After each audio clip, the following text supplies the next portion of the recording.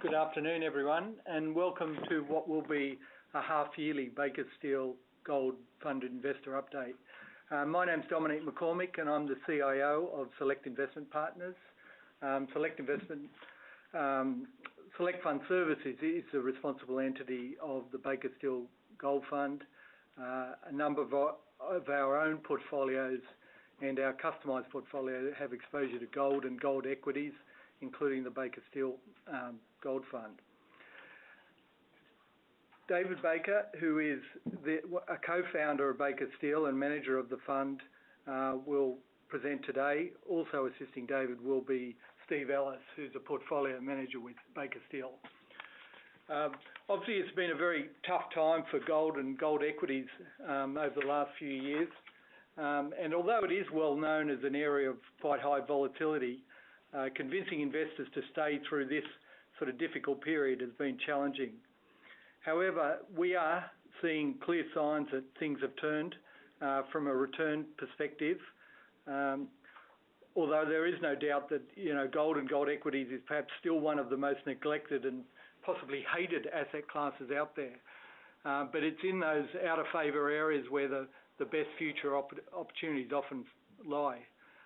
I'm not sure how many of you know of Jim Grant, who writes quite a famous investment newsletter out of the States, Grant's Interest Rate Observer. And he's also written a number of books about monetary policy and central banks. He was quoted on CNBC overnight as saying, "Gold is the ultimate inoculation against the harebrained doctrine of central bankers," which I think was a good summary. And the key point is that this extraordinary monetary experiment in response to the GFC has not fully played out yet. And given the increasingly elevated valuations in many mainstream markets and assets, investors do need exposure to under-owned assets that have the potential to perform in certain adverse scenarios. And we believe that gold and gold equities are one of those assets. So before I hand over to David, please remember that your lines have been muted for the briefing to minimise background noise. If you have any questions throughout the presentation, David and Steve will be happy to address these at the end. Please use the chat box at the bottom right of the screen and type in your questions. David will talk through a presentation which you should have access to now. Thank you, and over to David. Thank you very much, Dominic, and thank you very much for joining us this afternoon. So we'll basically start on slide 2 of the presentation. And let's just highlight, as Dominic was saying, that we feel as though we are getting a bit of a bottom here in the market, and we are putting some positive performance in the gold shares, with the Baker Steel Gold Fund of just around 20% to the 11th of July. And it's very interesting looking at the fund because there are a number of stocks which have done actually remarkably quite well in the portfolio, and we'll discuss those a bit later in the presentation. There are a couple of stocks which haven't done quite well, but we are still hopeful that we'll get some positive contribution out of those going forward.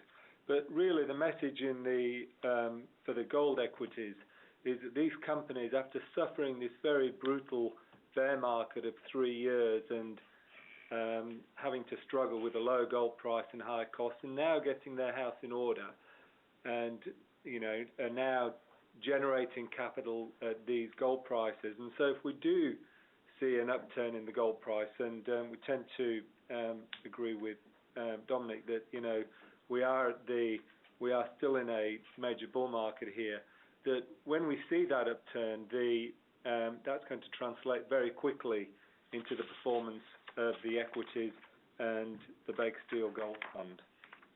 Turning to slide 3, we just look at the performance since inception, and it has been volatile, and I can't apologise enough for the drawdown that we've had from the peak in 2010. But what is interesting on this chart is basically the pickup that we had from the previous low in October 2008, and I think we'll look at that in a bit more detail going forward.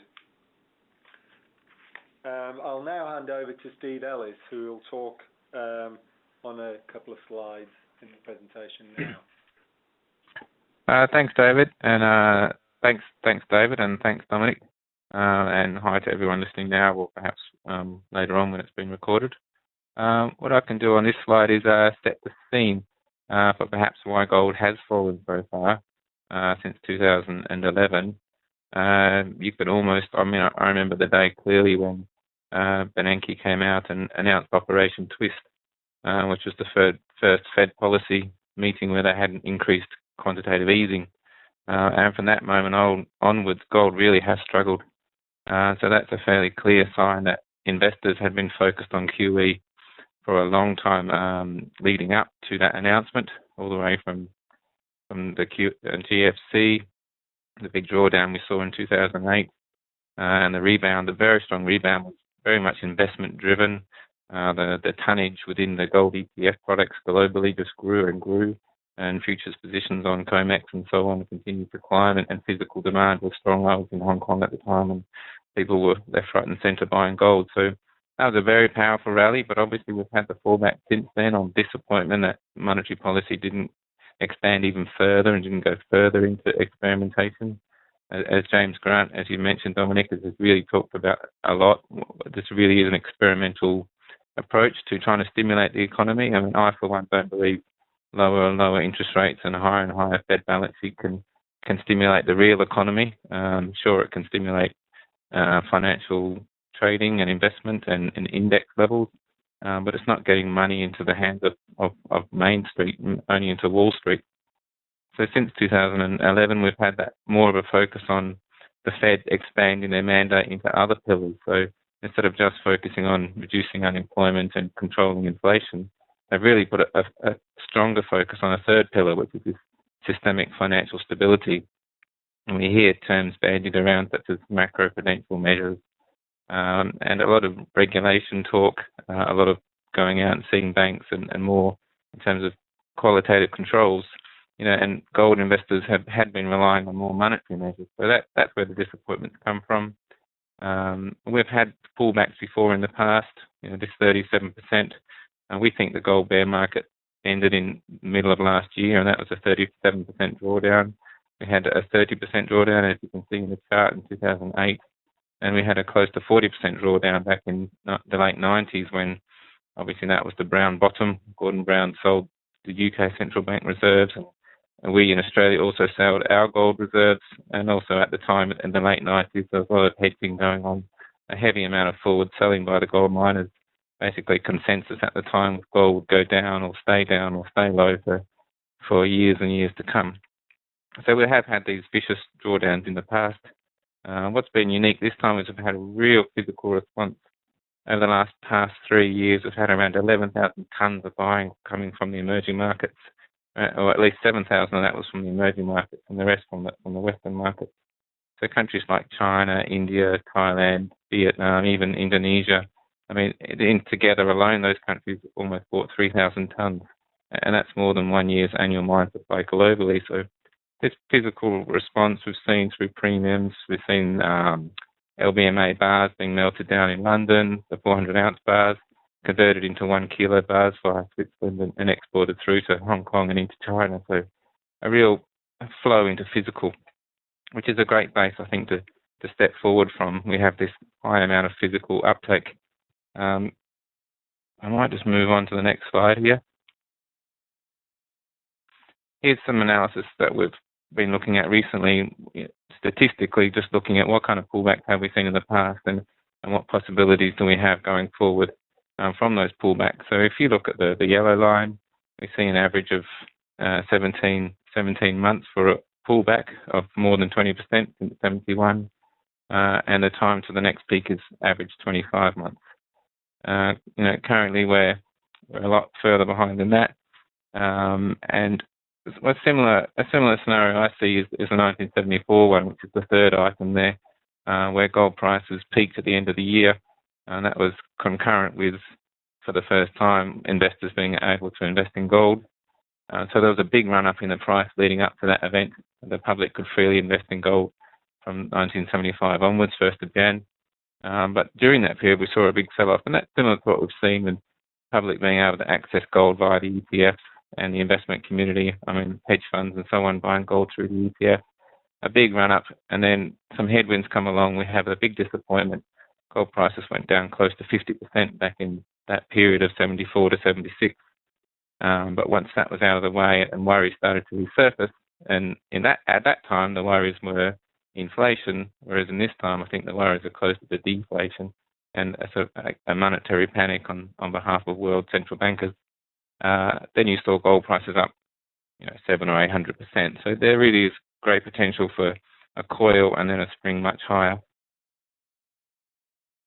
We move on to the following slide, slide 6. You can just see the potential of a fund like the Bakersfield Gold Fund in this coil and subsequent rally. You see there that gold price was only up 12%, but the fund was up 97% just in 1 year. And if you look even further back, just looking at the chart, it looks like we were up close to 170% over just over 1 year. So as Patrick said, when it's a hated investment product and a hated investment sector, if you can go against consensus and increase your allocation at these times, hopefully you'll get a good risk-adjusted reward going forward. And I'll hand back to the team now. Thank you very much, Steve, for that detailed explanation on the gold market.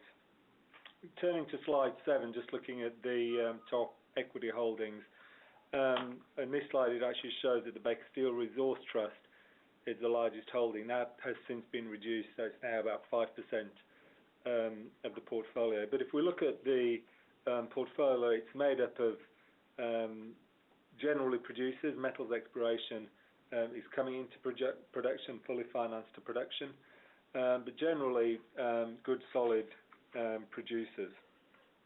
The top 10% is around 57% of the portfolio, so it's quite a concentrated portfolio in that respect. On slide 8, we look at the liquidity, and we believe that the liquidity profile of the fund is adequate for where we are in this cycle, that we can liquidate if we do get redemptions, but we feel that the fund is adequately placed there. And the fund is diversified. It's diversified geographically, predominantly gold. We do have a bit of diversified and a bit of silver, but it's generally in that precious metals. And as we see on the company status, it's companies which are in production or coming into production. We don't have a lot of exploration exposure. Turning to slide 9, I think this is an important slide. So the blue line at the top basically, or this chart effectively shows us the market capitalization of the companies that we're owning in the portfolio divided by their revenue. So it's an interesting metric. And our idea is to try and buy companies which trade below 1 year's revenue. So if we look at Endeavour Mining, for example, that's trading at around 0.6 times annual revenue. And if we look at the general market, the FT Gold Mines Index, that's around just over 3 times annual revenue. Now that's important because we are going into a stronger gold market. Our view is that our stocks here should have greater leverage to that higher gold price. It's not to say that these stocks are more risky than the general market, the general FT Gold Mines Index. It's just that they're rated very poorly at this moment in time. So we think that there's a very good catch-up potential. For example, Endeavour Mining will produce something just short of 450,000 ounces of gold this year, which is just under 600 million, and we can buy that for about 350 million of capitalization, and it is generating cash. So and it is growing. So there's some very interesting opportunities in this market. So the themes really are that, these companies have actually dealt with the low gold price. They've restructured. They're now in a better position to survive this bear market. And hopefully, if we do see a high gold price, which we're fairly confident that we'll see, these companies should generate considerable outperformance relative to gold and the equities in our portfolio relative to the index. We're starting to see more merger and acquisitions within the sector, and that's a good sign because it shows that some of the producers are now getting more confident that this is a low, and so they're allocating capital to buy other producers. And a couple of the stocks that we own have actually come into we're seeing a bit of M&A as well. And it's interesting, particularly in the US, there's been some very good flows into some of the large funds in the US, particularly the GDXJ ETF, where there's been about $850 million of inflows apparently into that market. And that's a good sign that I think people are now starting to see this is a contrarian bet. They're starting to worry a bit more about the general inflation in the market and the concern that the US is struggling to gain to boost its economy. We're also seeing that there's been several billion dollars raised by private equity investors and sovereign wealth funds to invest in the sector. So that should underpin price and interest in the sector as well. So it is a very interesting sector at the moment. There do seem to be inflows. The companies are better structured, and we think there are buyers in the market. If I mentioned at the beginning of the presentation that we've had some very good performance in a number of our stocks this year, and this slide 11 we just highlight a number of those. Metals exploration is up around 70% year to date, and that's our largest holding. That's be in production early next year, and we think this is going to be a very profitable gold mine in the Philippines. Endeavour Mining, which I've talked about earlier, which is doing exceptionally well, and we think that's on the process of being re-rated, and we believe it's got considerably more upside from here as well. G Resources is a remarkably cheap stock that's now slowly starting to get some exposure. It's based out of it's a mine in Indonesia, which is listed in Hong Kong, and we're starting to see some good performance come out of that now, particularly on the mine level. A very profitable company with a very strong balance sheet, which is valued exceptionally poorly by the market, and but that's looking very exciting. And Lakeshore, which has been a turnaround situation in North America, has done remarkably well. So this kind of indicates that when the turnaround comes in these shares, it can come very quickly and very powerfully, because these shares have been sold down so much.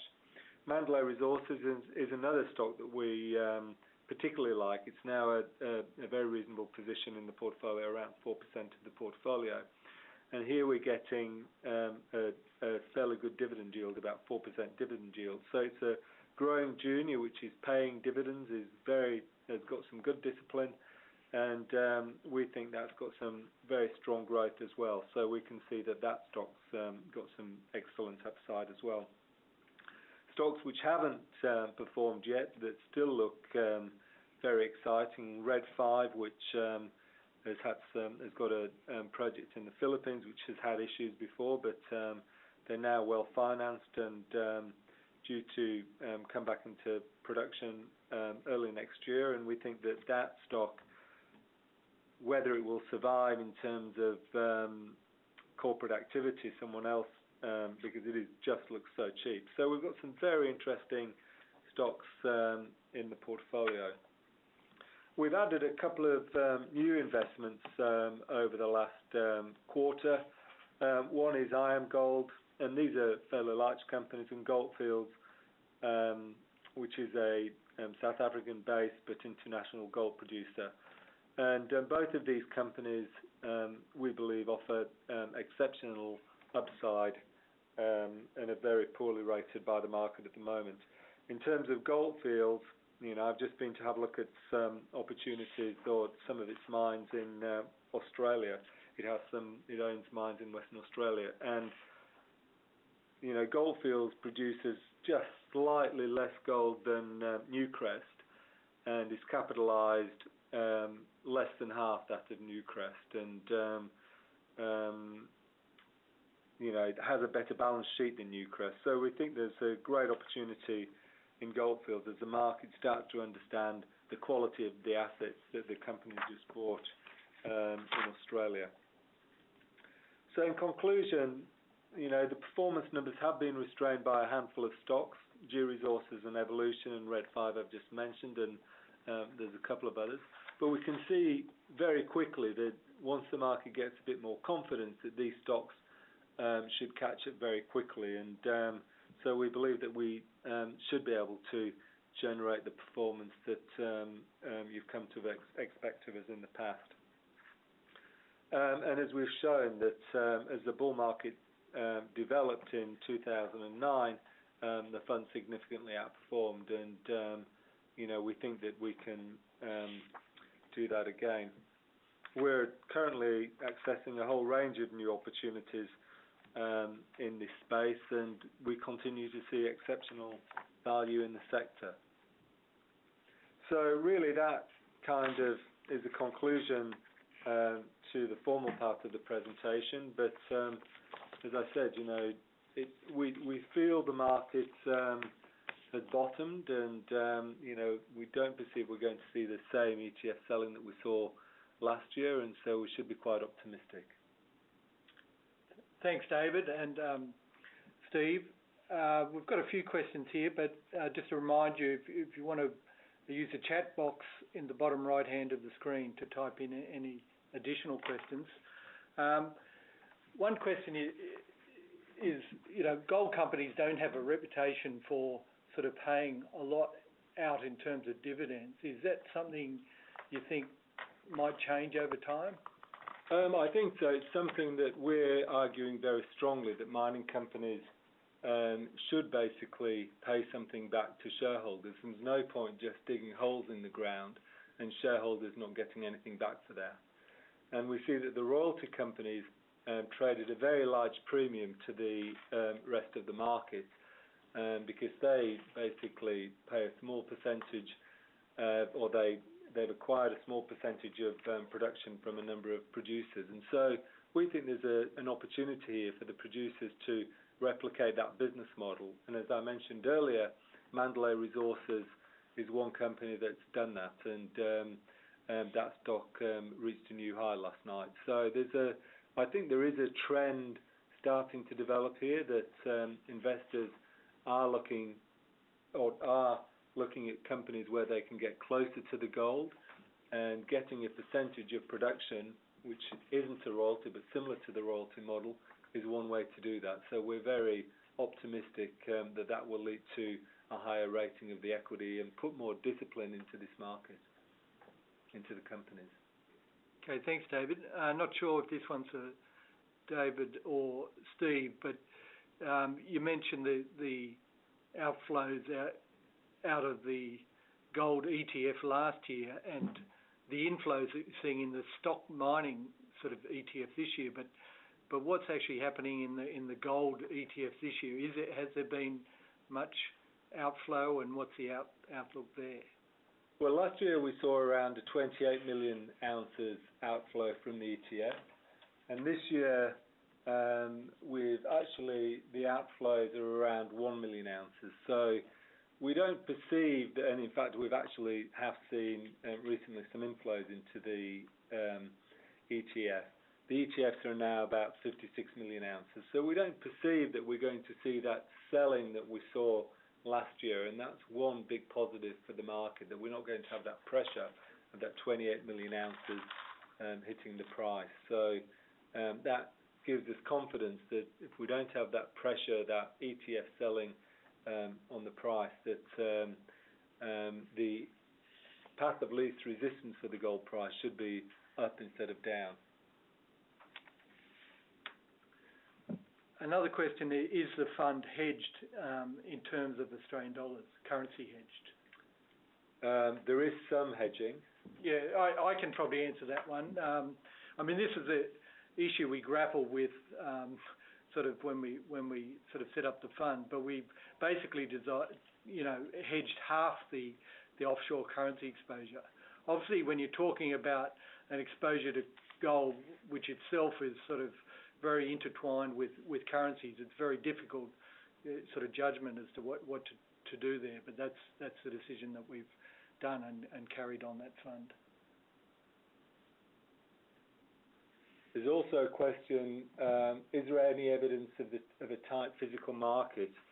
I think this is quite interesting because what we've seen in the market over the last year is that over numerous occasions the gold price has been, or the gold market has been in backwardation, which means that the futures price for gold is actually lower than the current price, and that's an indication that the market, the physical market, is a bit more tight. And we haven't seen that to the extent by any means at all before the end of before the middle of last year. So that's an indication that the market is tighter, and just seeing all the physical demand going into Asia would indicate that there is a tightness in supply there.